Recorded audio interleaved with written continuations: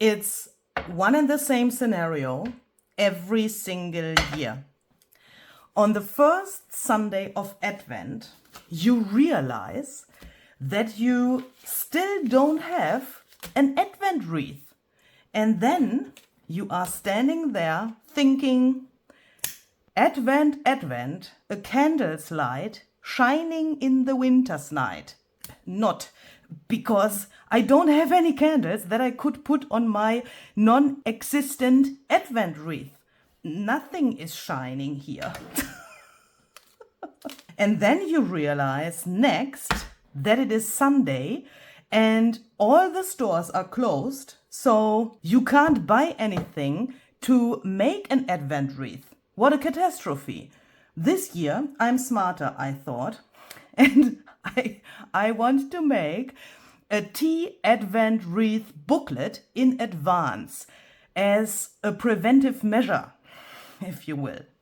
So if you want to know what that is and how it works, then stay tuned. Hi there, this is Luisa Heinzel. Welcome to this video. Let's do this. I hope you have some coffee or alternatively some tea and perhaps some chocolate. I think I need this today. And perhaps you have also these things, and if not, then you can find some alternatives. I'm pretty sure these are really simple materials which you probably have at home, or you can find some things that can work for this as well. I want to make a little booklet from envelopes. I have 4 envelopes in total here. These are all the same size. If you can't find 4 envelopes in the same size, that is not a problem. Choose the smallest one and then just cut the others into the right size. But cut them so that the flap is still intact. You will in a second see why that is necessary. I have decided to use a digital paper from my shop. This is called blue Poinsettia. You can see that it has these wonderful flowers here and some ledger in the background. This is also available with red poinsettias, but that said, I can't explain why, but that set is called Christmas ledger. I wanted to have, like a little different name when I created these. These are already a little bit older, so they are not new. But the blue one is called blue poinsettia and the red one is called Christmas ledger. Perhaps that's a little bit confusing. The flowers and the images are the same, but the difference is the color. So you have this set in blue and the other one in red. I will of course link those down below in the description box for you. And I have already printed these. You can see they are really small. That is because I have taken one sheet for my printer. This is just a regular sheet, and I have put set my printer to put 2 of the full-size pages to 1 page, so that I then could cut them in half and that I then have half-sized pages. Of course, you can use any paper that you like. You can also use some scrapbooking paper or whatever you have, or wrapping paper. Use what you want and what you like. I have chosen these because they have a good size for my envelopes. When I take these, and perhaps you want to consider that as well to make your life a little easier. If I take these now and cut them in half, I think I made a little mistake here, but that doesn't matter. And I now cut them in half. They fit nearly perfectly to my envelopes here. We have 8 papers in the same size now because we have 4 envelopes, and when we attach these together now, then in the end we have like 4 front pages and 4 back pages. That is a total of 8 pages. Does that make sense? So the first thing is we take 2 envelopes, we take some glue, and if we can manage that it comes out, we put glue to one flap here. Then you take this and you put it in here and line that up exactly with the other envelope. So when we have that, we can take this loose flap and also just glue this down so that we then have our first 2 pages of this little thing. Then we open this, we take the 3rd envelope, and now please make sure that you look where this fold is and that you don't put the glue to the very end of this flap here, but please leave a little space, just a few millimeters or so, in between of where the glue is and where this fold is, just like this, can you see? And then when you glue this on here now, you take this and you put it down, but not completely until where the fold is. I will show you that in a second. I leave a little gap there. Can you see? So then we can turn that around. Take the 4th envelope and we do exactly the same thing. We glue this flap here, but also with a little gap. And I'm just eyeballing that it's approximately the same distance here like we had on the other side a second ago. And this makes, when you now take this little envelope booklet and you close it like this, that you have a gap here in the middle as well. And when you close it, then again, you won't have any problems that this really closes. So this is the front of our little booklet. So then, where's my paper? Let's choose one of these papers which we want to put here. I think I want to use this one here for the front. So I'm going to take this and I glue this down. I like to choose the papers for the front and the back of this booklet first, and then I decide for the others, or for the order of the others in the inside, because then I have a better control about how this whole thing will in the end look from the front and the back, meaning from the outside it's this whole vibe of the thing, or how can I say that? But please do what you like and how you want to do that. It's just, of course, up to you how to do that. Let's take this one here for the back. I glue it only on the edges of the paper because then this whole thing gets not too stiff. So then, when we have that, we can open it like so. This area here can later on be used to, for example, write a little like Advent diary or so. Here there will be like a little empty space in the end.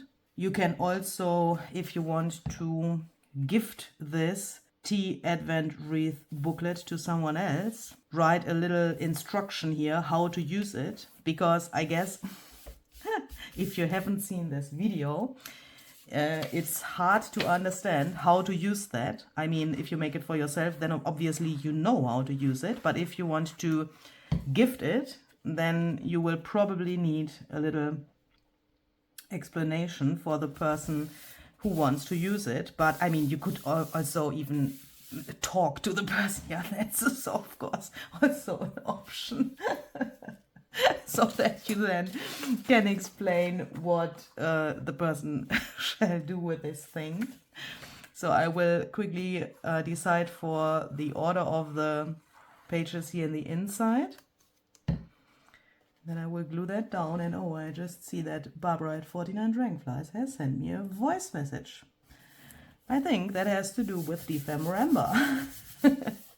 By the way, are you already ready for December? What happened here? This is a little bit short. I don't know what happened when I cut these. I already saw that coming, but that is really not important. It's, I mean, a junk journaler has made this.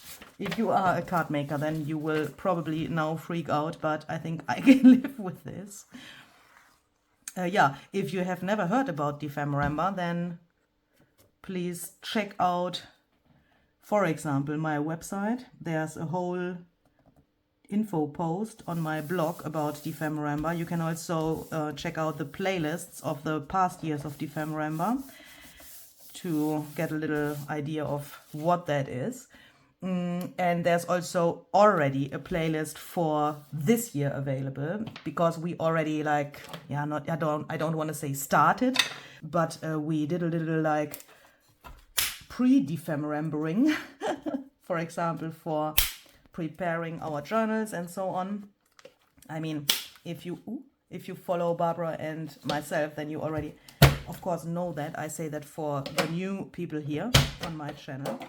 So if you want to check that out, then please check out the playlist, and there you can also see already some videos. As I said, we have made a journal for, did I say that? I don't know. Then now I say it now. We made a journal for each other.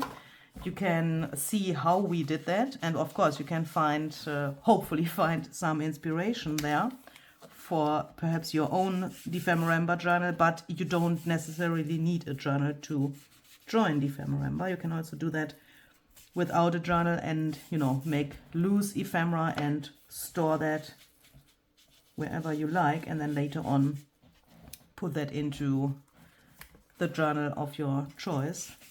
So I will quickly ink the edges here and these gaps in between of the single pages. Then I will check what Barbara wants from me now. So I went to my sewing machine and I have sewn around all of the pages here, so that we have this as the base for our candles now. But before we forget that, and before we go on with the candles, I want to cover up this little word here. This is from a German ledger, and it's like a receipt, and that is what this says, Rechnung, receipt. Of course, in combination with Christmas, I don't want to have this here on the front. I really like this in combination with the Christmas flowers here, but for this booklet I don't want to have that there. So in a journal context or so, this would be okay, but in this case it looks like a caption for this thing, and of course it is not a receipt in here, yeah. So I want season's greetings. This is one of the label stickers by Ideology. I will back that with a little bit of brown paper. So I will just glue this down here, and then the glue can dry while we are working on the inside of this little thing. Okay, so then let's talk about the candles.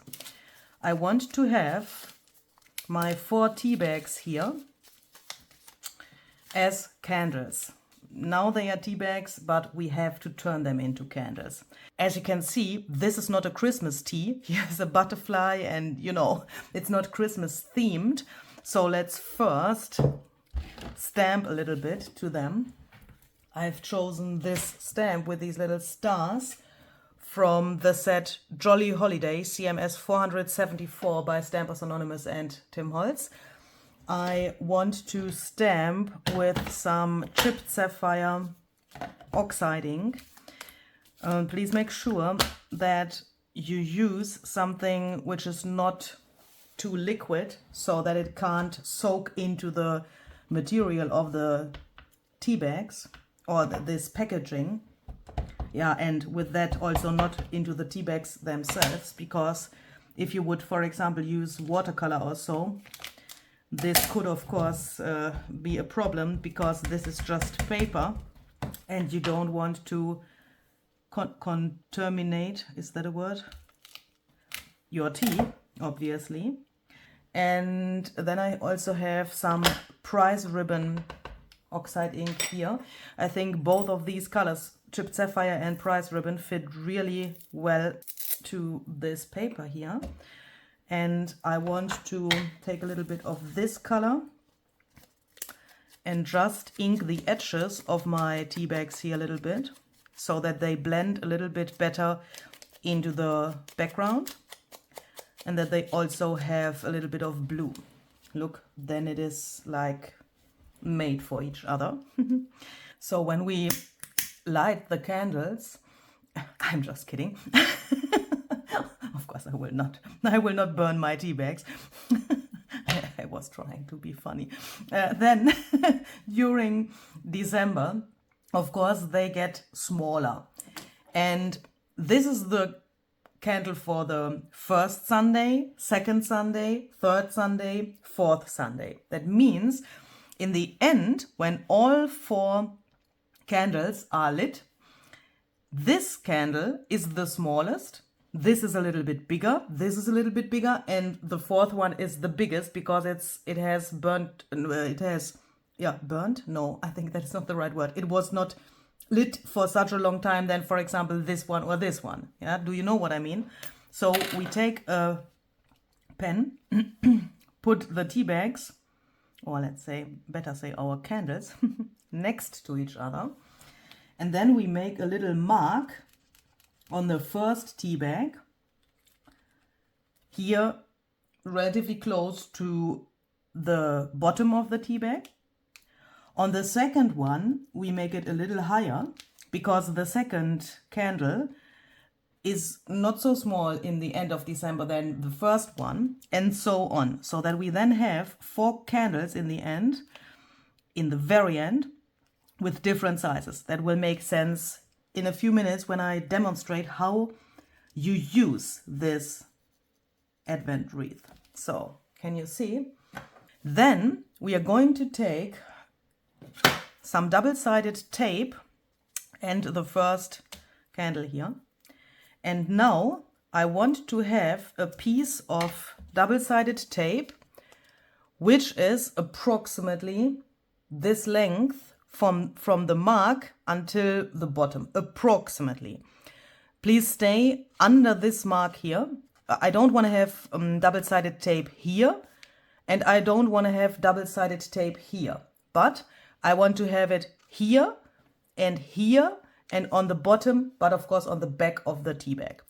When I hold it like so and I look through the tea bag, then I can see from the light, can you see that here? I can see very easily where my mark is on the other side, so that I now am able to just stick this down here. I take a second little piece. Ooh. Yeah, okay, so what is this? What is this doing? This tape was really cheap and obviously it's not so good. I hold this against the light again to see the mark. And then I just stick it down like so. And we want to have a little piece here on the bottom, so that this now creates a little pocket. Yeah, when it's glued down here, like so, and later on, then this is a little pocket.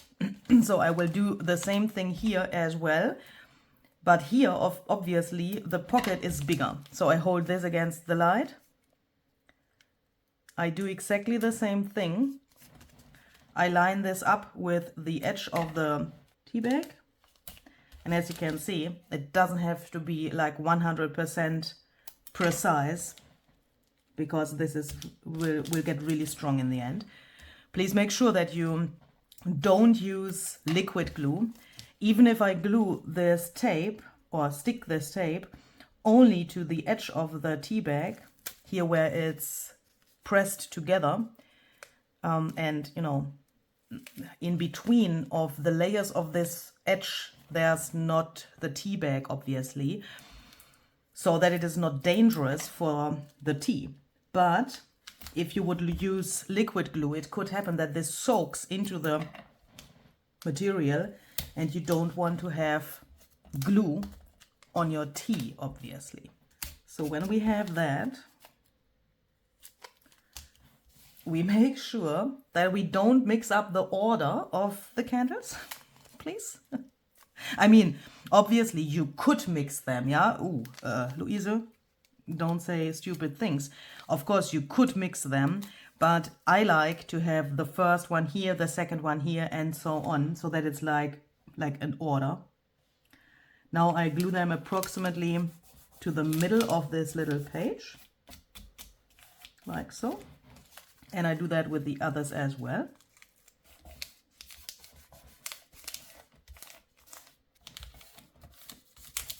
So then, when we have that, we obviously need the candle wick. Wick, is that the word? These little wicks.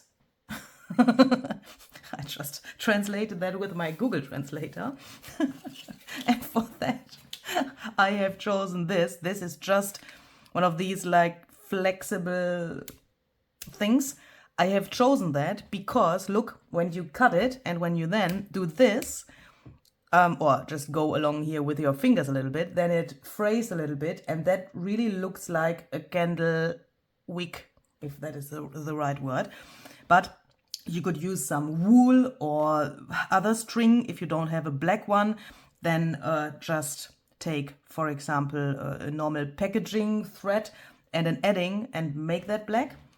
And we need something that we can cut into the right size to put in here. I have these, I have decided for these for several different reasons. First, they are already nearly the right size. Before I started this, I took the tea bags and I put my fingers here to imagine or like see where it will be glued approximately. And then I've taken this and I tried if it fits. Don't take something that is too wiggly woggly in here. Yeah, you want to make it like really fitting in here. Otherwise we could get a little problem later. But this is obviously still too big. But I have chosen these because I have them in my stash and I can just cut them down to the right size. Choose something that you have and that you want to use up, for example. Or perhaps you have something that has a nice pattern or so and that you want to use here. I also have chosen something a little sturdier. Please ignore this hole. You will think in a second she is totally crazy because I will cut the hole and then I will make a new hole that has a reason. Don't care about these holes. We need holes, but this one here is in the not in the correct position. So what are we going to do? We take our paper trimmer and now we do the Heinzel cutting. We take this thing where we know that it nearly fits in here already. So we take this and we cut it a little smaller and then we check if it then fits in there. It doesn't. We take it again and cut another piece off. That is the definition of Heinzel cutting. You can also, of course, measure that somehow. When we have this thing, we take the others. We take this as a template. Since this has a little like weird edges there, I put it into the center of the other one. And then, because then the edge, this corner gets the same. And then I just take my scissors and cut the other 3 papers to the same size, like this one is. And this is, I think, also a nice gift, especially when you have a person where you think the person needs a little time for their selves. I think that was not correct English, but I think you know what I mean, because enjoying a tea is always me time, isn't it? And especially with the thing how you light the candles, there's something about it where you can take some minutes for yourself and enjoy that time and have a little me time. So that is like the idea behind it. We check again if this fits, and if it fits, we take this. And now, please, don't mix the order of these cards, because we are not machines.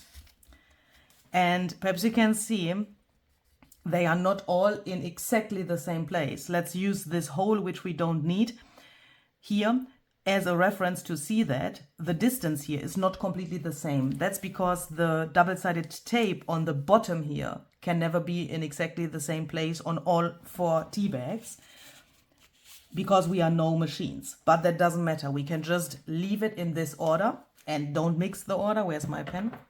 And then we take a pen and I make a little line here on the top of the tea bag so that I see where the tea bag ends, because these little cards shall go into this little pocket completely. They shall disappear completely. How to get them out again? Well, wait a second.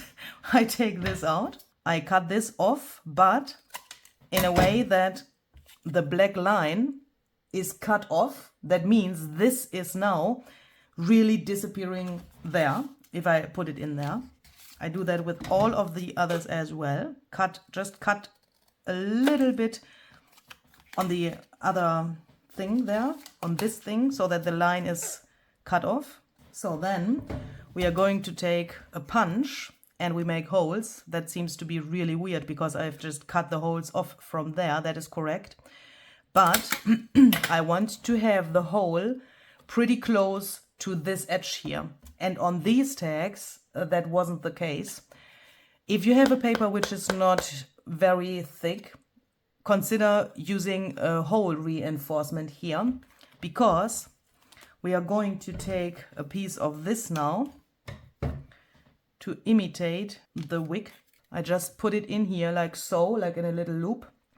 Then I take both of these little guys.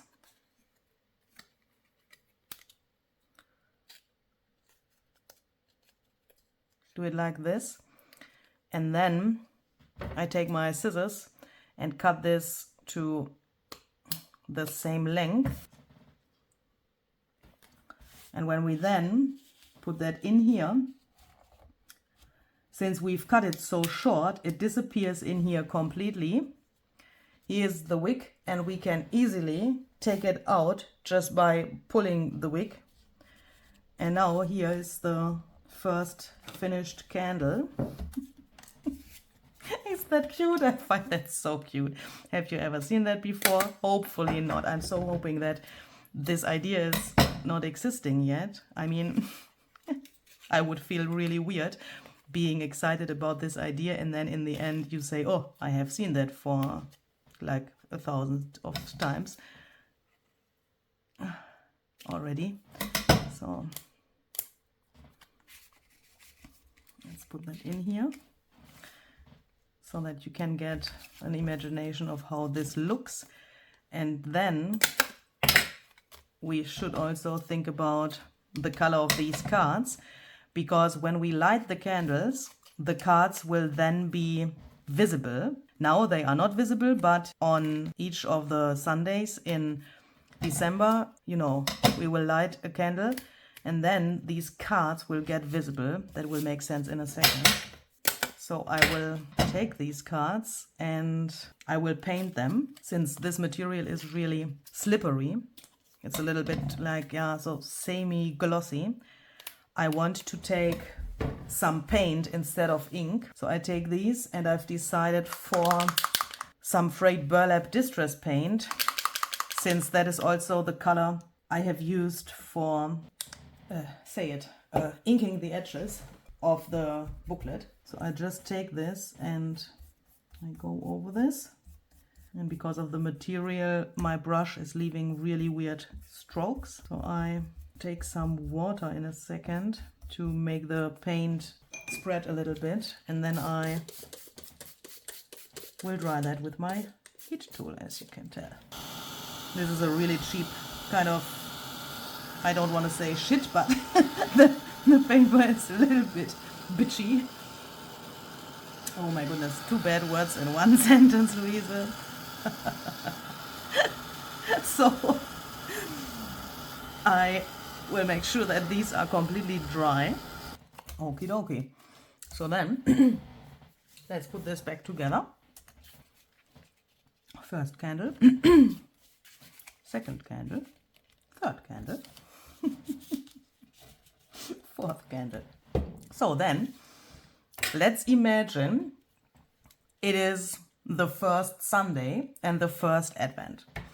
So let's light this up. I'm just kidding. Of course, we do that in a really, really artsy way. We have made these little marks here. Yeah, so these marks now help us to see where to tear the tea bag open, or not the tea bag, but the packaging of this. Is this also a tea bag? Or, I mean, this is a tea bag, isn't it? But how is this stuff called? This packaging? Is that a name? I don't know. But what I know is that I tear it open approximately there where my little mark is. I make sure that I don't tear into the tea bag.